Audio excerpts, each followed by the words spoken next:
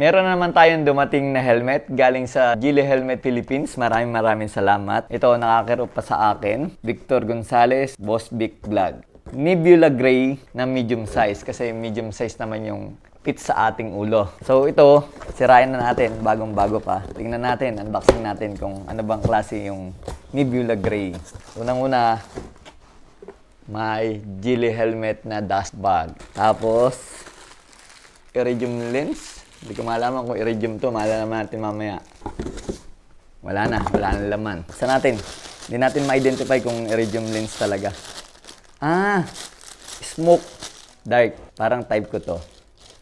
Dark. Ito na siya. From silyadong box. Ngayon lang natin nabuksan. Ito yung kanyang physical appearance. Ang ganda. Naka-fix na yung kanyang built-in na kanyang spoiler.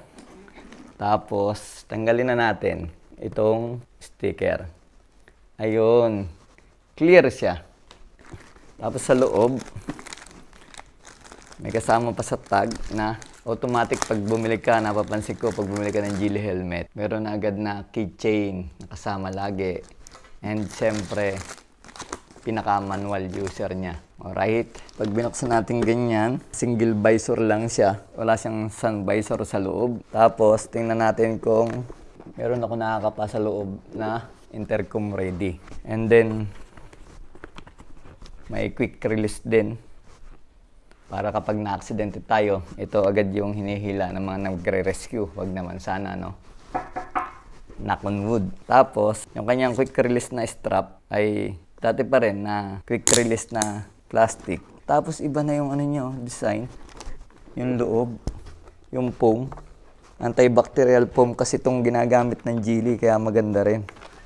So, ito, gray, na may kaunting kombinasyon ng silver for aerodynamic. Tapos yung mga sticker sa likod, siyempre yung logo ng Geely, 1,500 grams. So 1.5 kilo. Ayan, napakaganda, di ba? Bagay na bagay sa ating pang scooter at sa ating raider. Try nating sukatin. Wow. Ramdam ko yung pagiging fit yung shell. Ito yung gusto ko, hindi yung bulky yung shell. Mas lumiliit yung mukha ko pag bulky yung shell Pero ito, saktong-sakto lang. Alright. So, ito yung itsura niya. Turn around tayo. Ayan, kapag suot ko. Alright.